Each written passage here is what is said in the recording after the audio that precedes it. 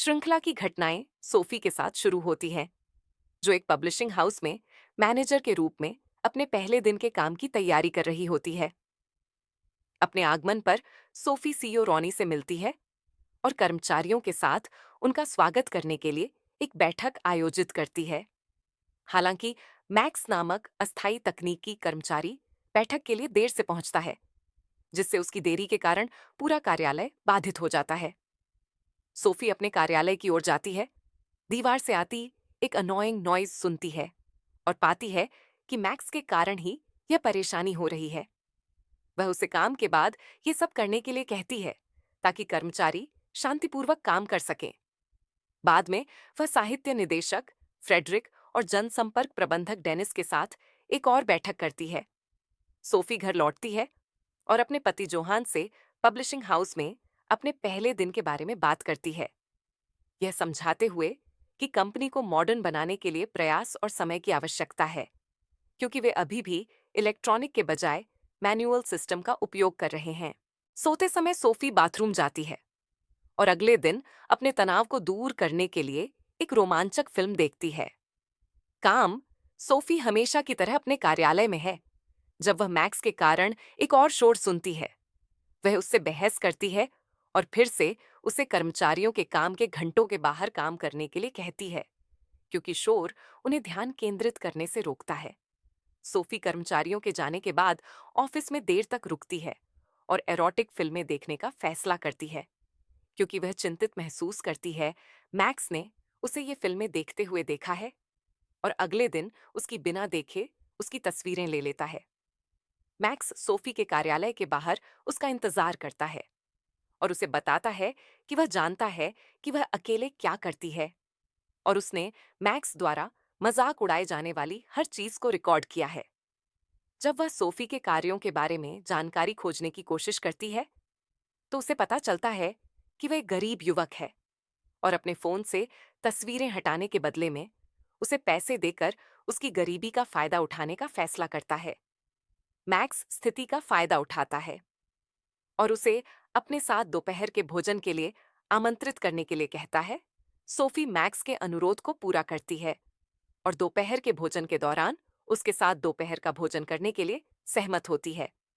Max पूछता है, Sophie, क्यों देखती हो एरोटिक फिल्में? लेकिन सोफी की दोस्त उन्हें बीच में रोक देती है। मैक्स सोफी को आश्वस्त करता है कि उसने अपने फोन से तस्वीरें हटा दी हैं, लेकिन वह संदेहास्पद बनी हुई है। वह उसका फोन अपने साथ ले जाती है और काम पर वापस आकर मैक्स को हराने पर बहुत खुश होती है। डेनिस और फ्रेडरिक अपने व्यक्तिगत खातों पर अनुचित बातचीत के बारे में बहस करते हैं। उन्हें लगता है कि किसी ने उन्हें हैक कर लिया है। वे इस मुद्दे को हल करने के लिए तकनीकी कर्मचारी मैक्स की ओर मुड़ते हैं। हालांकि मैक्स को अपना फोन चाहिए, जो सोफी के पास अभी भी है। सोफी को एहसास हुआ कि मैक्स ने अपना फोन वापस पाने के लिए पूरी स्थिति की योजना बनाई है। वह मैक्स की चतुराई से प्रभावित है, क्योंकि वह सफलतापूर्वक अपना फोन वापस पा लेता है। सोफी फिर बाथरूम में जाती है, लिपस्टिक लगाती है और लिपस्टिक मैक्स को देते हुए बाहर निकलती है। वह उसे बताती है कि लिपस्टिक का रंग उसे सबसे अधिक दर्शाता है और पूछती है कि वह इसे उससे कैसे वापस ले सकती है। मैक्स सोफी की हरकतों को नहीं समझता, लेकिन लिपस्टिक रख लेता है। अगले दिन मैक्स सोफी को सचिव के माध्यम से एक लिफाफा भेजता है, जिसमें उसे चिल्लाने का निर्देश दिया गया है किसी और को। उसके अलावा वह समझाता है कि खेल में यह प्रावधान है कि जिसके पास लिपस्टिक है वह दूसरे व्यक्ति से कोई मांग कर सकता है, जिसे बिना किसी आपत्ति के उसे पूरा करना होगा। सोफी मैक्स के निर्देशानुसार चिल्लाने के लिए किसी कर्मचारी की तलाश शुरू करती है, लेकिन उसे केवल सचिव ही मिलता है, जो बिना अनुमति के कार्यालय से बाहर चला जाता है। हालांकि सचिव सोफी को याद दिलाता है कि उसने जल्दी जाने के लिए कहा था, इस बात से अनजान कि यह मैक्स और सोफी के बीच एक खेल का हिस्सा है। सोफी अपने कार्यालय में वापस आती है और अगली सुबह मैक्स को खुशी से देखती है। सोफी पब्लिशिंग हाउस से गुस्से में निकलती है, लेकिन एक साइकिल सवार से टकरा जाती है। वे बहस करते हैं, लेकिन सोफी की आवाज सुनने के बाद मैक्स बीच में आ जाता है। वह बिखरे हुए कागजों को व्यवस्थित करता है और उसे लिपस्टिक लौट आता है। यह दर्शाता है कि अब उस रात उससे मांग करने की उसकी बारी है। सोफी और उसके पति यान एक पार्टी में जाते हैं, लेकिन वह असहज महसूस करती है, खासकर जब यूहान अपने दोस्तों के सामने उसे नीचा दिखाता है। सोफी अपने तनाव को दूर करने के लिए मैक्स की ओर मुड़ती है और उसके साथ अपना खेल शुरू करती है। वह उसे संदेश भेजती है और उसे अगले दिन पब्लिशिंग हाउस में होने वाली मीटिंग के दौरान जानबूझकर अराजकता और शोर मचाने के लिए कहती है। अगले दिन जब सफाई कर्मचारी मीटिंग खत्म होने से पहले आ जाते हैं, तो कर्मचारी हैरान रह जाते हैं, क्योंकि मैक्स ने उनसे झूठ बोला था कि सोफी ने उन्हें कॉफी के लिए आमंत्रित किया था। इसीलिए मैक्स सोफी के अनुरोध को पूरा करता है।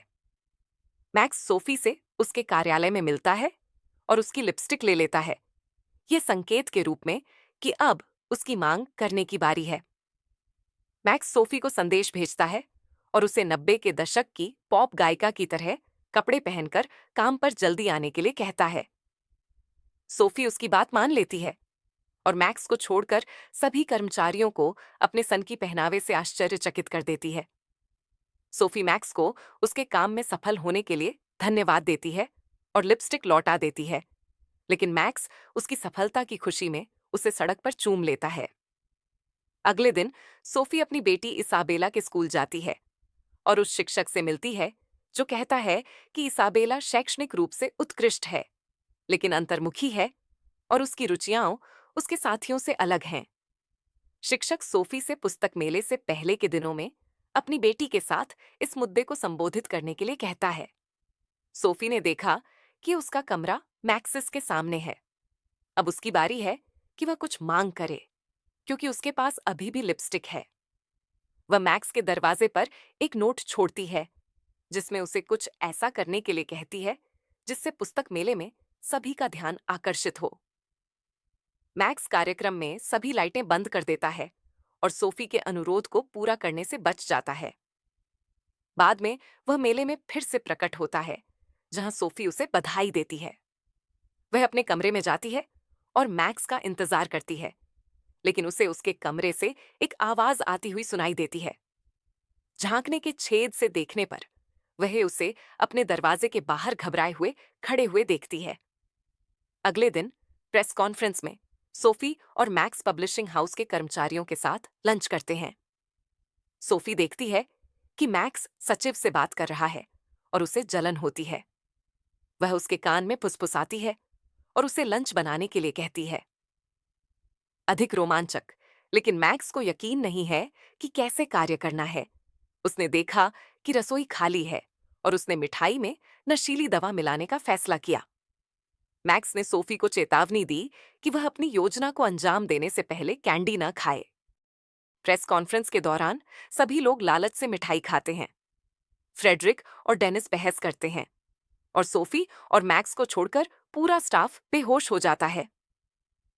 अगले दिन सोफी मैक्स को अपने साथ पूल में जाने के लिए कहती है। वे साथ में अपना समय बिताते हैं, होटल लौटते हैं और पुस्तक मेले के बाद पहली बार प्यार करते हैं। स्टाफ पब्लिशिंग हाउस में वापस लौटता है। हालांकि मैक्स सोफी को नहीं देखता और उसे पता चलता है कि वह 3 सप्ताह से घर से काम कर रही है। परेशान महसूस करते हुए वह उससे संपर्क करने की कोशिश करता है, लेकिन वह जवाब नहीं देती। मैक्स सोफी से उसके घर जाता है और उसे अनदेखा करने के लिए कहता है। सोफी मानती है कि उनका रिश्ता गलत था, लेकिन उसकी मौजूदगी में वह कमजोर महसूस करती है और उसके साथ अचानक एक नया रिश्ता शुरू करती है। यान घर आता है और मैक्स की उपस्थिति को नोटिस करता है। सोफी झूठ बोलती है कि मैक्स डिशवॉशर ठीक करने आया था। मैक्स इसे ठीक करने का नाटक करता है, लेकिन गुस्सा हो जाता है और सोफी से फिर से बात न करने का फैसला करते हुए चला जाता है। दिन सोफी पब्लिशिंग हाउस जाती है, मैक्स से माफी मांगती है और वह उसे माफ कर देता है। वह उसे अपने साझा घर में आमंत्रित करता है, जहां वे एक साथ दिन बिताते हैं। मैक्स बताता है कि उसकी मां उसे पसंद नहीं करती, क्योंकि वह उसे प्लेबॉय के रूप में देखती है। अगली सुबह सोफी काम पर लौटती है। सेक्रेटरी मैक्स के साथ उसकी बढ़ती नजदीकियों को देखती है और उसे चेतावनी देती है कि वह सोफी को अपने पद का दुरुपयोग करने के लिए रिपोर्ट कर सकती है। युवा पुरुषों के करीब जाने के लिए मैक्स उसकी टिप्पणियों को अनदेखा करता है और सोफी से बात करने के अवसर की प्रतीक्षा करता है। वह उसे अपनी माँ से मिलने और उसके साथ अपना जन्मदिन बिताने के बदले में लिपस्टिक प्रदान करती है। मैक्स घर वापस आने पर सहमत हो जाता है। सोफी अपनी बेटी इसाबेला के लिए कुकीज तैयार करती है, लेकिन युआन हमेशा की तरह उसका मजाक उड़ाता है। सोफी बाथरूम में वापस चली जाती है और अकेले रोती है, जबकि मैक्स अपनी माँ और छोटे भाई से मिलने जाता है। उसका भाई पूछता है कि क्या उसकी सगाई हो चुकी है, और मैक्स दावा करता है कि वह एक खूबसूरत महिला के साथ रिश्ते में है। उसे सोफी की तस्वीर दिखाते हुए मैक्स की माँ अपने बेटे को एक बड़ी शादीशुदा महिला के साथ संबंध बनाते देख हैरान रह जाती है, जिसके एक बच्चे भी हैं। जबकि यूहान सोफी को यह कहकर चौंका देता है कि वह लंदन जाना चाहता है और उसे अपनी नौकरी छोड़ने के लिए कहता है। सोफी नाराज हो जाती है क्योंकि उसने पब्लिशिंग हाउस में उसकी राय नहीं ली। सोफी रोनी को बताती है कि वह अपने पति और बेटी मैक्स के साथ लंदन जाने की योजना बना रही है। यह सुनकर भ्रमित हो जाता है और सोफी से भिड़ जाता है। स्टाफ के सामने वे बाहर निकलते हैं और बात करते हैं, और सोफी गुस्से में मैक्स से कहती है कि उनका रिश्ता पागलपन है, प्यार नहीं। वह कबूल करती है कि उसे उससे मिलने का पछतावा है और फिर लिपस्टिक फेंक देती है। सोफी मैक्स को आश्वस्त करती है कि उनके बीच कुछ भी नहीं बचा है। मैक्स तबाह हो जाता है और काम पर लौटता है, लेकिन अचानक गिर जाता है। वह जागता है और रोने लगता है। सोफी भी दिल टूट जाता है और अगले दिन मैक्स के साथ फिर से मिलने के लिए चमत्कार की उम्मीद करता है। यूहान सुझाव देता है कि वे अपने बीच तनाव को कम करने के लिए दोस्तों के साथ बाहर जाएं। हमेशा की तरह यूहान अपने दोस्तों के सामने सोफी को नीचा दिखाता है और दावा करता है कि उसके पिता पागल हैं। इस बार सोफी उसके सामने खड़ी हो जाती है और सबके सामने तीखी प्रतिक्रिया देती है। वह बाथरोब पहनकर पब्लिशिंग हाउस में घुस जाती है और एक मीटिंग में बाधा डालती है, जहां एक महिला सोफी की हरकतों के कारण अपना काम का अनुबंध फाड़ देती है। सोफी मीटिंग छोड़कर चली जाती है। मैक्स उसका पीछा करता है। मैक्स के दिल में खुशी की लहर दौड़ जाती है जब उसे पता चलता है कि सोफी लंदन नहीं गई, क्योंकि वह उससे प्यार करने लगी थी। उसने अपने पति जोहान और सामाजिक मानदंडों को चुनौती दी और उन परंपराओं को खारिज कर दिया जो एक वृद्ध महिला और एक युवा व्यक्ति के बीच संबंध का विरोध करती हैं, जो अभी भी जीवन में अपना रास्ता खोजने की कोशिश कर रहा है।